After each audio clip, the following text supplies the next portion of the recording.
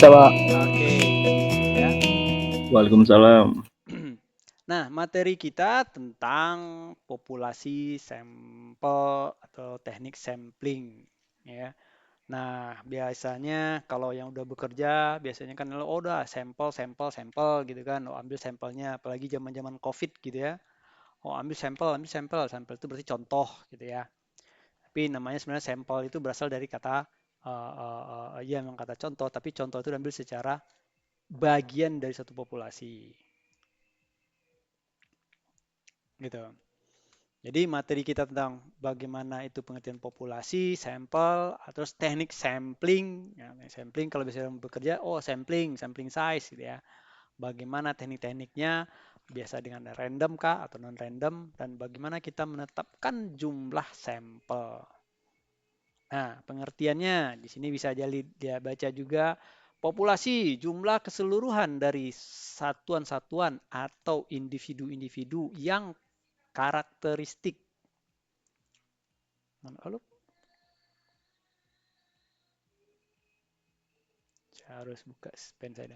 Nah, ini saya garis bawahi di sini karakteristiknya ya. Karakteristiknya yang hendak diteliti. Jadi kita bisa menetapkan tuh karakteristiknya apa?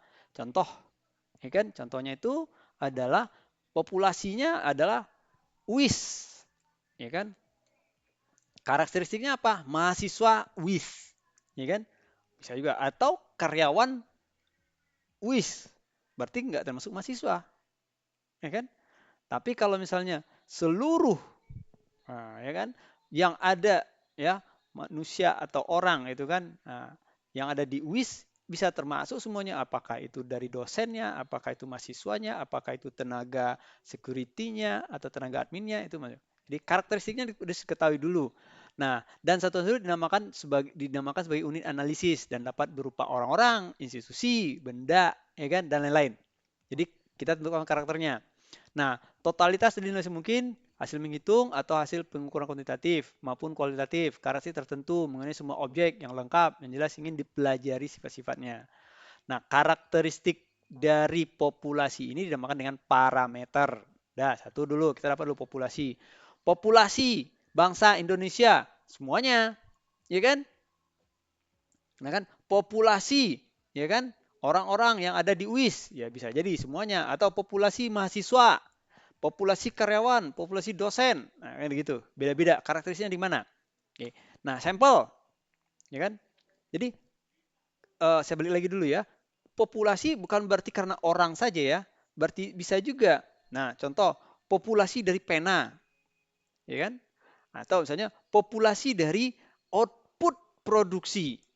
Output, ya kan? Kalau satu perusahaan menghasilkan 5 tipe produk, ya kan? Ya output seluruhannya. Berarti kapasitas dari produksi, apakah modelnya A, B, C, D, populasinya. Oh, Pak, kan itu modelnya 1A, modelnya B. Beda-beda dong. Nah, tapi kita ngambil karakteristik yang apa? Output PT, nah, kan? Tapi kalau di dalam pabrik, dalam PT kan ada line produksi, line 1, line 2, line 3, ya kan? Nah, saya contoh, saya kerja di PT Fedco Grey. Ya kan? PT Fedco Grey ya, itu ada dua bagian. Ada subsea, ada offshore. Atau yang dinamakan WCS. Beda lagi kan, tapi kalau namanya PT bisa jadi orang apakah dia yang di bagian offshore, apakah di bagian subsea, masuk. Ya. Nah, ataupun produk yang dihasilkan apakah itu dihasilkan kalau subsea satu unit satu bisa dalam 1 tahun 6 bulan. Oh, outputnya nggak bisa dong Pak, kan outputnya kalau subsidi cuma 1, 2 paling banyak 1 tahun ya. Kalau dari offshore ya udah konektor berapa ribu, bisa ribuan gitu. Kan beda. Nah, tapi kalau kita ngambil karakteristik ya udah silakan. Output produk, kan? Nah, bagian-bagiannya yang mana? Itu yang namakan dengan bagian itu sampel. Kita sampling, ya, atau McDermott kan bisa ada bagian project A, project B, bisa aja mau aja. Tapi kalau misalnya populasinya project A, ya udah semua apa yang terjadi di project A ya udah itu yang akan diteliti bisa.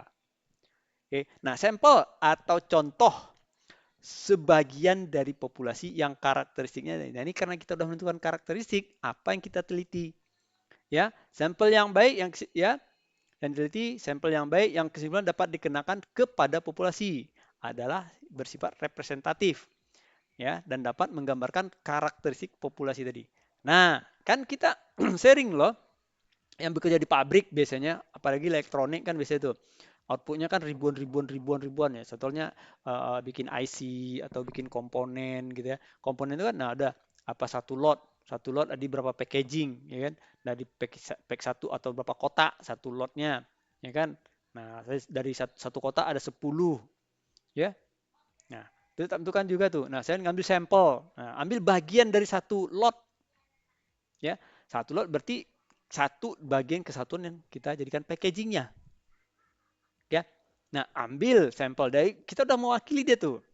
Nah, sekarang kan kita jangan PD atau tidak PD-nya kalau sampling dilakukan diambil berapa sampel, oh ternyata barang yang kita ambil itu adalah barang bagus, kita mewakili nih dua orang yang bagus merepresentasikan dari sekian populasinya yang kita anggap sudah bagus. Sudah, risk, ada risiko. Ya. Tapi kalau tidak mau ya udah ambil semuanya, cek semuanya kan kayak gitu. Yaitu adalah jadi sampel bagian dari populasi. Ya.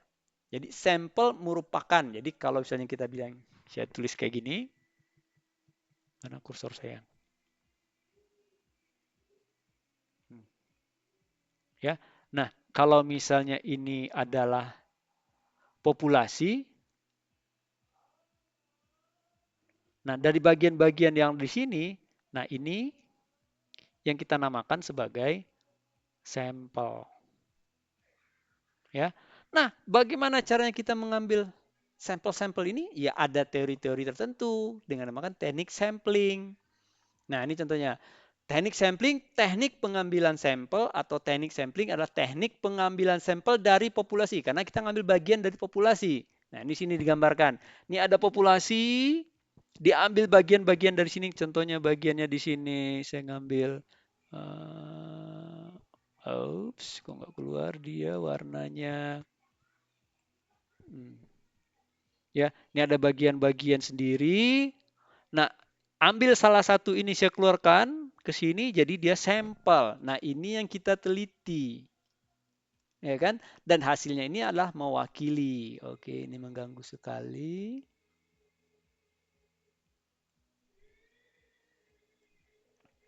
Karena apa? Kita melakukan generalisasi. Karena kan dari sampel kita ngambil kesimpulan.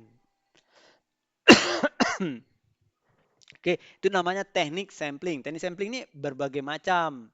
Ya, oh bagaimana caranya Pak? Ada teori. Kadang-kadang kan kita jadi argue, loh kamu ngambilnya kok ini aja? Atau misalnya dari ada tumpukan gitu ya. Tumpukannya 1, 2, 3 ada 3, 5 tumpukan. Nah, karena gampangnya ambil tumpukan yang atas aja, ya udah, kan dikomplain juga. Biasanya kayak gitu ya.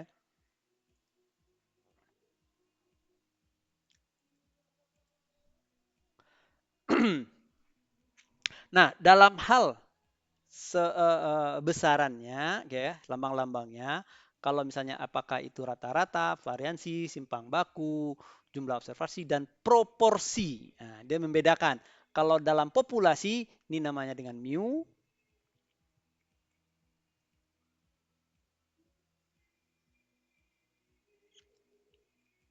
Aduh, saya maunya warna merah. Aduh.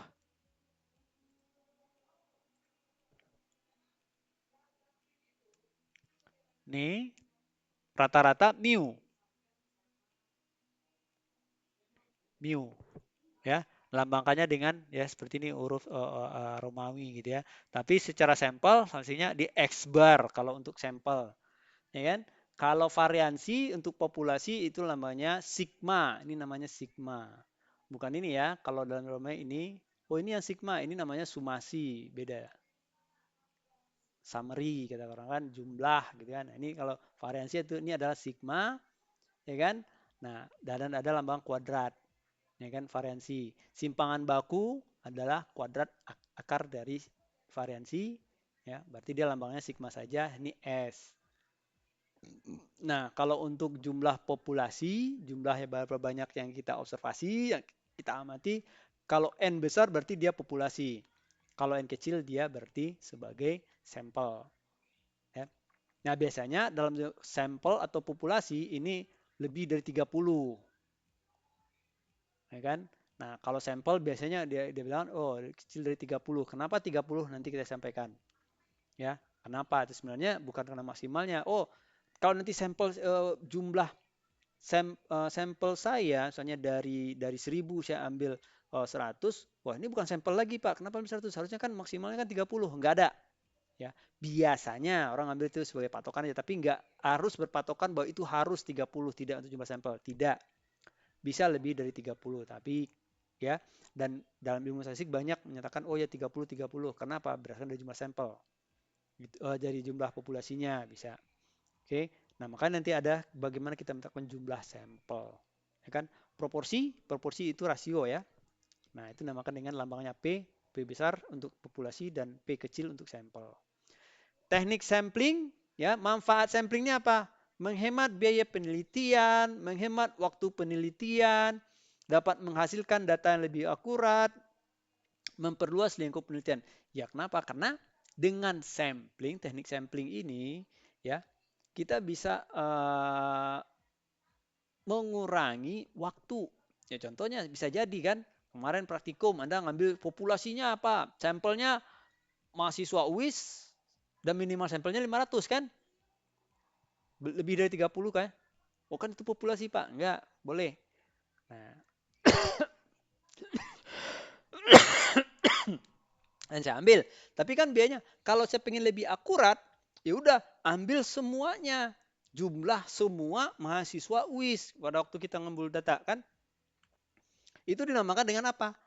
Sensus. Ya, surveinya tipikalnya sensus lagi namanya. Sensus kan harus dihitung satu-satu. Ya. Nah, kalau dengan biayanya kan lebih banyak lagi kan. Satu orang aja jumlah mahasiswa UIS ada sekitar 4.000. 4.000 satu orang aja 1 menit, berarti 4.000 menit. 4.000 menit.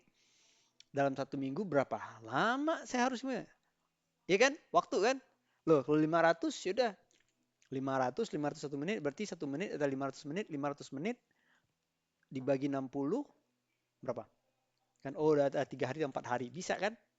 Jadi sudah ditetapkan. Itu sudah diperhitungkan dalam mengambil sampel.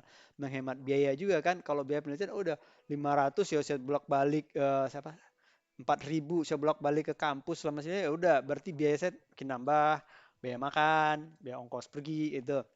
Nah, menghasilkan data yang lebih akurat. Ya, karena makin banyak data, contohnya kemarin kan di apa namanya waktu kita menganalisa dari 500 ada yang sama, ada yang menclang, ya kan? Jadi kalau dengan sampling berarti kita bisa lebih akurat. Memperluas ruang lingkup. Jadi karena ada waktu, ruang lingkupnya udah kita yakin bahwa ini adalah mewakili. Syarat-syarat teknik sampling boleh dilakukan bila populasi bersifat homogen. Sama karakteristiknya. Tapi kalau untuk manusia nggak ada yang sama. Tapi homogen dia. Ya manusia, manusia. Ya kan? Dewasa, ya dewasa. Dan pengertian dewasa seperti apa? Atau memiliki karakteristik yang sama. Setidak-tidaknya hampir sama. Ya. Nah, bila populasi bersifat heterogen, mungkin sampel yang dihasilkan tidak bersifat representatif atau tidak menggambarkan seperti apa dari karakteristik populasi tersebut. Ini jenis-jenis teknik sampling. Ya, pertama itu ada yang random. Ya kan? Ada yang non random. Random ya udah rambang atau random. Ya, random sederhana. Ya udah pokoknya random. Apa yang dapat udah plok, caplok gitu kan random. Terus ada juga teknik sampling random ini dengan yang sistematis. Kita akan belajar. Ada yang proporsional, ada yang bertingkat, ada yang cluster atau yang stratified, yang bertingkat itu juga ya. Nah, kita di sini nanti akan kita pelajari nanti di ini. Nah, ini yang bisa apakah sederhana, ya kan sistematis, ya kan terus proporsional atau stratified atau bertingkat dan cluster. Ya. Dan kalau non random sampling ya bisa proporsif, snowball, ya kuota, eksidental. Ya, ini tuh bukan random. Ya, karena ada kuotanya segitu, ya kan? Ya. Jenis sampling, random sampling. Ini teknik sampling yang dilakukan dengan memberi peluang atau kesempatan kepada seluruh anggota populasi untuk menjadi sampel. Ya kan? Jadi setiap anggota di dalam ruang sampel tadi memiliki kesempatan yang sama. Contohnya,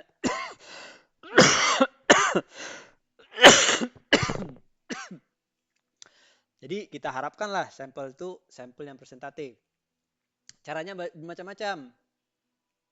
Ya, ini dengan rambang itu undian. Ya, benar sampel dengan sederhana. Seperti ada undian, ya udah caplok aja. Atau udah tutup mata, ambil, ya kan? Atau tutup pilih, ya udah pilih. Ya kan? Tidak penting. Ya kan? Nah, ini biasanya kalau dengan random secara random sederhana ini ya, itu bisa ada yang besar, ada yang kecil ya, terlihat deh sebenarnya ini benar random atau tidak. Ya kan? Enggak. Terus gimana cara metode menetapkan ini sederhana? Enggak ada metodenya. Untuk random sederhana ini metodenya tidak ada metodenya. Ya kan? Kalau gitu Pak, iya.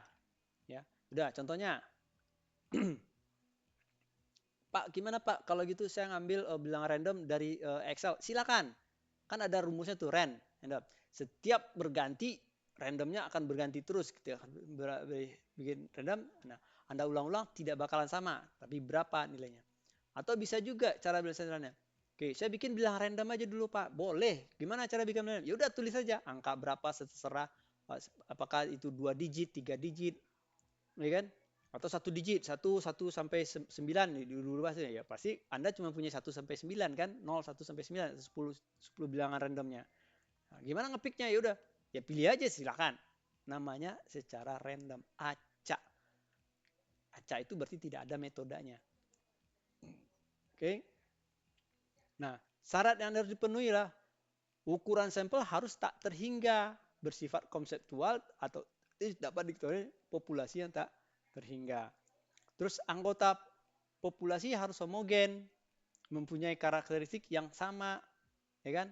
Samplingnya bisa lakukan ngaca. Nah, ini ada beberapa syarat. Syaratnya, bukan metodenya, syaratnya. Ya. Nah, populasi anggota mempunyai karakteristik yang berbeda, sampel tidak dapat diambil secara acak. Jadi cara penyelesaian ialah dengan menggunakan bilangan tabel pun bisa juga. Caranya seperti apa? Ya, kalau dengan bilangan tabel, ya bikin satu bilangan random. Ya, kalau di Excel, ya, yang seperti saya tahu tuh, ya kalau kita buka Excel, oh ini nggak bisa buka Excel di sini ya. Ini laptopnya lagi ada masalah di sini. Oke, biasanya gini, kita buka Excel, ada rumus run, terus titik, buka kurung, tutup kurung, udah, RAND.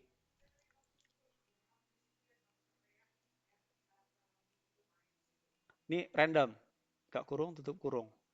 Kalau Anda menetapkan jumlah banyaknya 10 dalam kurung, berarti dia akan bikin bilangan random 2 digit, sebanyak 10.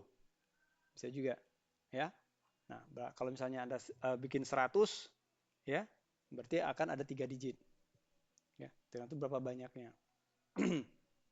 Ini menentukan digitnya. Oke, ini yang sampel simple random sampling.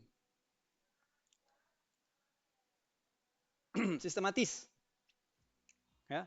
Penarikan sampel dengan cara setiap kasus, ya. Nah, yang kesekian dari daftar populasi, maksudnya kita kan punya bilangan nih, punya sampel-sampel yang udah populasi yang kita urutkan sampelnya, sampel nomor 1, sampel nomor 2, nomor 3 sampai sampel nomor 100, ada 100. Saya ambil random. Ya udah, saya mau ngambil random adalah setiap angka genap.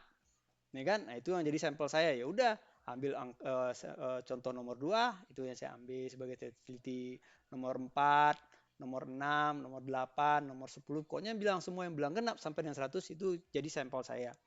Itu sistematis. Oh, setiap kelipatan 5 itu saya ambil sampelnya. Ya udah, kelipatan 5 berapa aja?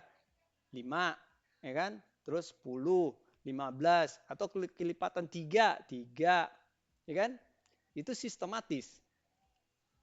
Ya, itu dengan cara sistematis. Boleh ditetapkan seperti itu cara mengambil sampelnya. Jadi, syarat yang diperhatikan adalah semua daftar dalam populasi termasuk anggotanya. Ini cara ini cepat dan menghemat biaya. Tapi ya bisa menimbulkan bias. Ya kenapa? Karena kan ada polanya Jarti kan. Kalau lihat dari secara deret gitu kan, oh setiap kelipatan 5, setiap kelipatan 2, setiap kelipatan 3, atau setiap bilangan prima udah diketahui kan, ya udah orang. Nah, jadi makanya bisa menimbulkan bias. Ya. Ini cara pengambilannya. Jadi ada anggota 500 diambil sampai 50, beri nomor urut 1 sampai 500, kemudian interval 10 diambil sebagai sampel, boleh. Ya kan? Nah, setiap kali yang secara acak tetapkan bilang mana yang diambil sebagai yang mewakili. Misalkan nomor 7 diambil, ya. Ini bisa caranya. Ini untuk yang sistematis, ya boleh pakai seperti ini. Ini proporsional. Jika populasi terdiri subpopulasi, maka sampel penelitian dapat dijadikan ya diambil dari setiap subpopulasi. Cara pengambilan dilakukan dengan cara undian, ya maupun secara sistematis. Boleh. Nah ini yang proporsional, ya karena dia ada dalam subnya, jadi bagian. Contohnya gini. Ini populasi dalam bagian itu. Populasi 1. Berarti kan ada populasi lagi di sini. Ya. Nah, ini kan subpopulasi.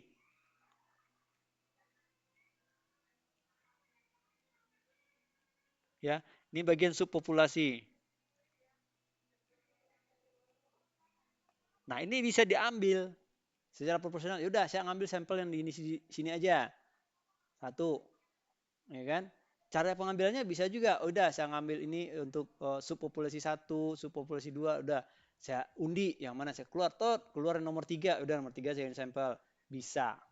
Ya. Jadi tidak ada metode argue lagi bahwa ini salah caranya. Enggak, beberapa cara untuk menetapkan sampel yang random itu bisa. Oke. Ini caranya ya, cara bertingkat. Nah, ini bisa dibaca nanti. Nah, kemudian ini biasanya disebut dengan stratified random sampling ya. Ada satunya. Nah, contoh stratified, populasi 900 orang dibagi 3, berarti ada sekitar 300, 300, 300. Ya kan? Dari 300, berarti kan subpopulasi. Nah, dari 300, 300 orang ini, ya, nah diambil secara acak 90. Bagaimana cara mengambil 90-nya? Apakah dengan cara random, acak, atau dengan secara sistematis dari orang, ya, nomor 300 ini, nah saya bagi lagi jadi 10-10 atau setiap kelipatan 10. Nah, itu saya ambil sebagai sampel saya, boleh. Pokoknya dapat 90 orang. Ya, ini dengan namakan stratified random sampling. Ya. Cluster. Ya. Jadi nggak perumahan aja. Kenapa perumahan itu datangnya sebagai cluster gitu? Ya, itu karena ada cara cluster samplingnya. Ada kalanya peneliti tidak tahu persis karakteristik populasi yang ingin dijadikan subjek penelitian, maka populasi tersebut di wilayah yang amat luas. Nah, itu hanya menetapkan sampel wilayah, ya, dikelompokkan klasternya secara bertahap. Ya kan, teknik pengambilan ini cluster sampling atau multi stage sampling. Apa hubungannya Pak dengan perumahan-perumahan ada tipe cluster ini, cluster ini? Nah, kan dia kelompok-kelompokkan. Karena dia tidak tahu persis, udah saya bikin cluster ini dulu. Ya kan, cluster ini apa namanya? Ya kan, utama yang contoh dengan cluster. Ada cluster Raja Wali, ada cluster ini. Sepertinya tipenya kan karakteristiknya kan bisa berbeda-beda. Ya. Nah, karena dia akan menetapkan seperti itu. Jadi cluster bisa juga. Contoh di sini. Ya. Oke, di mana saya contoh tadinya ya? Dasar karakteristiknya. Ini yang cluster, ini yang non-random. Jadi sudah ada tadi sim acak, terus kemudian sistematis, kemudian stratified, ya, kemudian cluster. Nah, ini itu yang secara random. Tapi yang non-random, ya, purposive. Penelitian secara purposive merupakan cara yang dilakukan memilih subjek berdasarkan kriteria spesifik yang ditetapkan peneliti berdasarkan ciri sifat populasi yang diketahui sebelumnya. Ya. Nah, ini karena kita membuat satu spesifikasi tentu. Oh, yang kayak gini, ini. Yang seperti A, ya ini yang jadinya. Itu yang judgment, ya, proportif. Oke. Terus kemudian snowball, penarikan secara bola salju makin lama makin besar. Kalau snowball kan efek snowball itu kan proses pengambilan dengan cara sambung menyambung informasi dari satu unit dengan unit lain sehingga menjadi satu kesimpulan yang besar. Penarikan ini menentukan ya dilakukan dengan menentukan sampel pertama aja. Berdasarkan dari informasi sampel pertama baru kita ambil oh ya ini ya udah berarti yang ini enggak lagi, ambil lagi. Sampel ketiga ya ditentukan oleh informasi berdasarkan sampel kedua. Ya kan? Jadi semakin besar setelah terjadi efek bola salju. Ya, kuota berdasarkan jatah, ya kan? Nah, ini dilakukan dengan cara pertama-tama menetapkan berapa jumlah sampel yang diperlukan. Oh, saya menetapkan jumlah sampel yang saya inginkan adalah sekitar 10, ya kan? Berarti udah 10 ini biasanya subjeknya di mana? Memudahkan nggak dalam proses pengambilan 10 ini? Udah, ambil 10. Kemudian, oh karena di situ udah banyak, ya nggak bisa 10, berarti harus 20. Jadi ada jatah-jatahnya. Ya, jadi kemudian banyaknya atau kuotanya, ya itu yang menjadikan dasar dalam pengambilan unit sampel yang diperlukan. Oke, accident, conceive, ya, convenient sample. Jadi karena ya berdasarkan dari expert sendiri metode proses pengambilan sampel yang cukup dengan mengambil siapa saja yang kebetulan ditemui oleh observer di lapangan sesuai dengan kebutuhan studinya, ya kan? Dia mencari objek-objek tertentu berdasarkan dari subjeknya dia bisa jadi. Ini terjadi sampel yang tidak direncanakan terlebih dahulu melainkan secara kebetulan. Ya, secara kebetulan berarti juga acak dong Pak. Ya, tapi kan karena dia ada spesifikasi yang oh cocok nggak orang jadikan sampel? Kalau nggak ya udah, walaupun dia random. Oke. Nah, penetapan jumlah sampel. Berapa sih jumlah sampel yang dinyatakan memenuhi syarat untuk penelitian? Ya kan? Apa saja yang harus dipertimbangkan dalam menentukan jumlah penelitian? Ya. Nah, pertimbangannya pertama, sejauh mana homogenitas populasi? Jika populasi 100% ya, sampel tidak menjadi persoalan, misalnya golongan darah, ya, maka bisa ambil. Namun jika populasi kurang homogen, ya, besar sebenarnya harus dipertimbangkan. Contohnya apa? Terjadi, contoh lah ya, Anda berdiri nih, homogen nggak untuk menentukan tinggi badan ya sampelnya, mahasiswa. Ternyata ada ucok baba 1. Mau nggak? Ya kan? Wah, ini juga nggak bisa homogen nih. Karena akan merusak dari populasi Anda nantinya. Ya kan? Tinggi badan. Ya orang yang tinggi karena ada ucuk baba 1, ya, oh mahasiswa itu kok rendah-rendah, saya bilang. Ya karena yang merusak tadi ucuk baba tadi. Ya kan? Bukan terhadap ininya ya. Tapi kita lihat sampel itu kita homogenitasnya seperti apa. Bisa. Ya kan? Makanya bisa di dalam mengambil sampel kalau bisa dia homogen. Ya, oh dia udah Anda prediksi tinggi badan ya rata-rata segini. Oh iya. Jangan sampai untuk mengikuti badan ya udah Anda masukkan satu ada ucuk baba. Enggak. Ya. Itu di mana Anda temukan? Biasanya dalam pengukuran Anda ketemukan, ya. Saya satu kasus aja. Jadi ada satu kasus dalam perusahaan itu menentukan satu frekuensi ya yang tiba-tiba frekuensi gelombang frekuensi ya. Nah, itu tiba-tiba naik tinggi sangat gitu. Nah, setelah dites. Nah, kadang-kadang ada. Kenapa? Nah, itu harus dites satu. Kalau dan tiba-tiba tinggi, pop, ya kan? Nah, tapi kan pengambilan datanya itu secara otomatis kan kita nggak tahu. Ya, itu fail atau enggak. Belum ada teknologi waktu itu belum ada aplikasinya kalau ini udah fail. Tapi kita mengambil data dulu. Jadi random sama sekali, ya kan? Ada yang tinggi, ada yang rendah. Nah, terus pas dirata-ratakan, oh ada mencang sedikit satu. Wah, biasa rata-ratanya itu 110, 100. Tiba ini ada 200 gitu kan. Nah, kalau udah diukur semua dirata-ratakan, loh, kok nggak cocok ya? Apa nih? Nah, baru lihat dibikin distribusinya, ada satu macam kita keluarkan, dikeluarkan nggak diambil sebagai hitungan, dianggap sampel yang gagal, nah muncul ya, wah ini dia baru masuk, kayak gitu dia dalam penentukan jumlah sampel.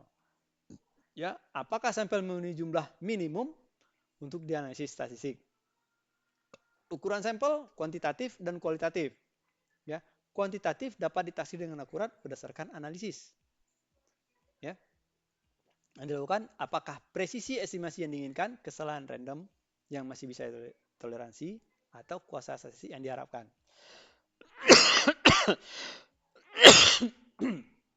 Maksudnya di sini, ya namanya ditaksir, seberapa akurat dibilang akurat. Ya kan? Nah, berdasarkan analisis bisa jadi dengan presisi estimasi yang diinginkan, seberapa presisi. Ya, itu biasanya kualitatif. Oh, bisa jadi karena dia udah expert, dia udah pengalaman. Nah, oke, dia menetapkan jumlah sampai segini. Oke, silakan, boleh. Itu kuantitatif. Atau kualitatif. Ukuran sampel cukup besar, peneliti telah puas dengan data yang diperoleh, bisa. Bisanya jadi, ya. Nah ini, biasanya ukuran dengan lebih sampai dengan 30 itu udah cukup. Tapi jarang orang yang mau sampai 200. Kenapa? Ingat, tadi kan namanya sampel, ya kan? Kita butuh waktu yang cepat, biaya yang kecil. Nah, semakin banyak respondennya, bisa jadi biayanya juga masih besar. Contohnya gitu, kenapa Pak? Contoh, ya, Anda kalau mengambil suatu survei random, biasanya kan cara menarik orang untuk bisa melakukan mengisi data survei Anda adalah dengan mengasih satu penarik. Tentunya apa? Apakah ada gift yang Anda berikan? Ya kan? Nah, kalau nggak ada gift, mana mau orang? Bisa aja. Ada. Itu adalah teknik-teknik strategi dalam pengambilan data. Ya. Karena saya juga sering melakukan pengambilan data, ya udah, ya untuk satu penelitian saya siapkan bikin satu mainan kunci, sudah sebelum wawancara tolong ngisi ini, kalau udah ada yang ngisi ya udah kasih, berarti orang apresiatif, oh iya ya, nanti ada lagi.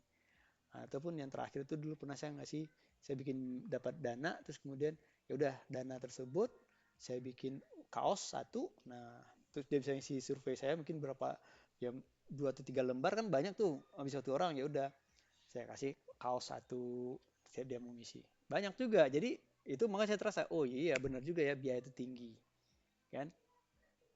Sampel saya tergantung pada pertimbangan representatif, adanya sumber-sumber yang dapat digunakan untuk menentukan batas maksimal dari sampel, atau pertimbangan analisis atau rencana analisis dengan menetapkan jumlah minimal.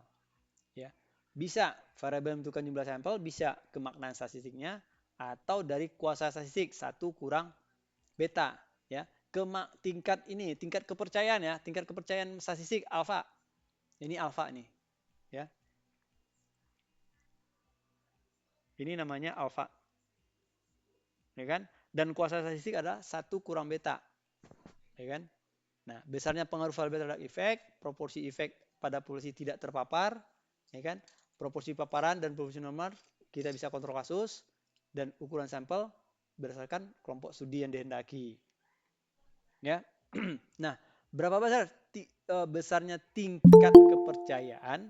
Biasanya itu adalah 1 kurang alfanya itu bisa jadi 0,05 atau 0,01, ya. Berarti ini adalah 1 dikurang alfa, alfanya itu adalah 95%, ya kan, atau 0,95, berarti adalah ya 0,95, oh bukan, ini 5% kalau ini nih. Ini 5%. 1 kurang 0,95 ya berarti 5%. 5% sama dengan 0,05. Ya, 5/100 ya ini deh. Ya kan? Ya, ini dia. Ya, makanya adanya seperti survei-survei sebelum orang pilkada atau pemilu, margin error 98% gitu kan. Berarti dia mempunyai tingkat kepercayaan berapa? 95%, 99%. Kenapa? Nanti akan kita bahas tentang distribusi normal kenapa. Nah, 95. Ini yang akan kita bahas. Nah, saya masukkan sampling dulu. Oke. Ini jumlah besaran sampelnya aja secara rumus untuk deskriptif kategorik. Misalnya seperti jumlahnya. Alfa dari mana Pak? Tadi itu yang kepercayaan. Z dari mana Pak? Itu distribusinya. Ya kan? Ini nanti margin errornya ini akan dari tabel. Ya. Nah, besarnya. Nah, ini dinamakan dengan penetapan jumlahnya adanya sumber data, ya batas, kemudian juga analisis, dan apakah 50%, tingkat kepercayaan 5% atau 1%, dan confidence levelnya 95 atau 95%. Ini yang tadi saya bilang, tingkat kepercayaan. 95%. Ya, confidence level.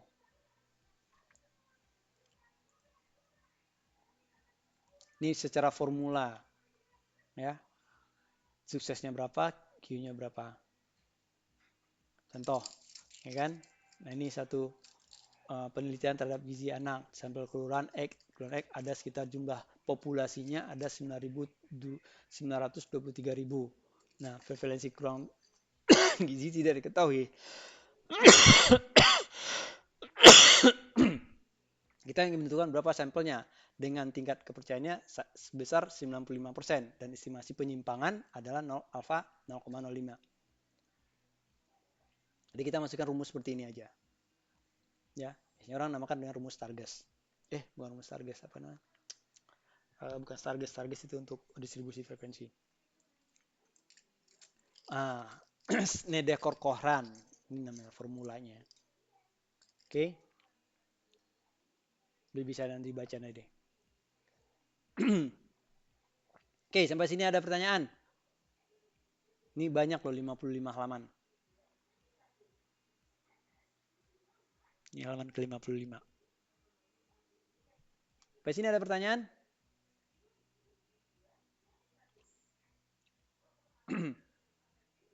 Halo, ada orang nggak nih? Ada Pak. Oke. Ada Pak. Ada pertanyaan? Tidak ada Pak. Oke.